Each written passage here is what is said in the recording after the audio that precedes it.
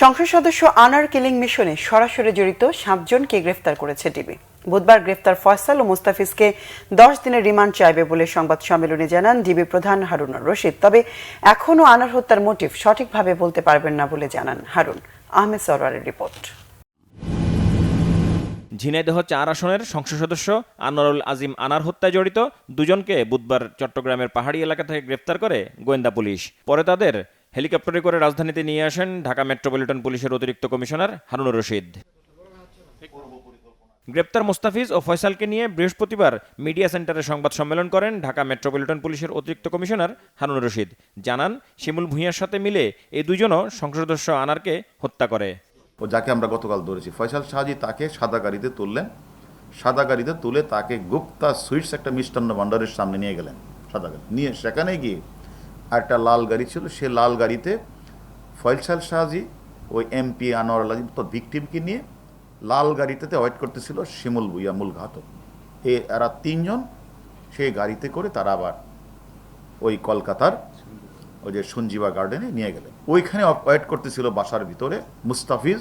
আনোয়ার আলী যখন বুঝে পেলে তাদের ৩-৪ জনের গতিবিধি, তখন কিন্তু সে বাঁচার জন্য অনেক চেষ্টা করেছে, আকুতি মিনতি করেছে, বাঁচার জন্য চেষ্টা করেছে।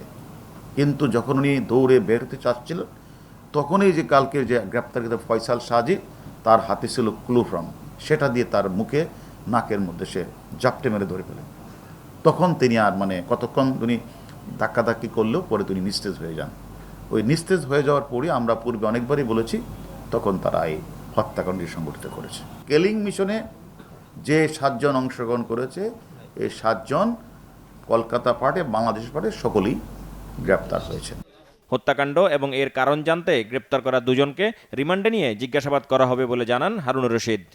ফয়সাল শাহজি এবং মুস্তাফিজকে আজকে আমরা আদালতে প্রেরণ করব এবং আমরা সেখানে তাদের জন্য ১০ দিনের রিমান্ড আদালতের কাছে আমরা প্রার্থনা করব। কারা বেনিফিশিয়ারি, রাজনৈতিকভাবে কারা বেনিফিশিয়ারি, আর্থিকভাবে কারা বেনিফিশিয়ারি, সেইগুলি আমরা মনে করি।